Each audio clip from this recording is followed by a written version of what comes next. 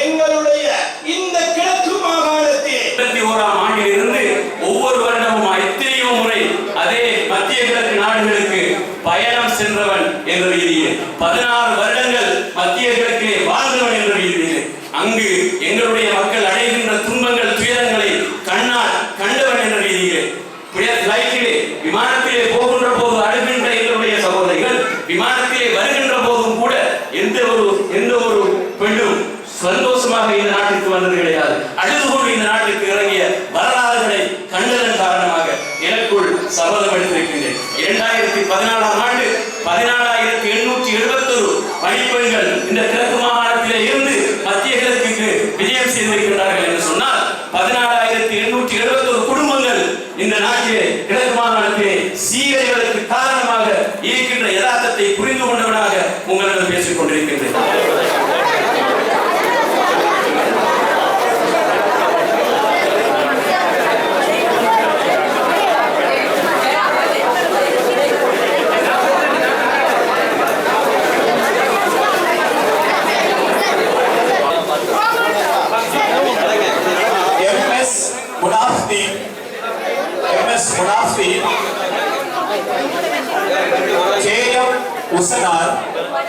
KM Usanar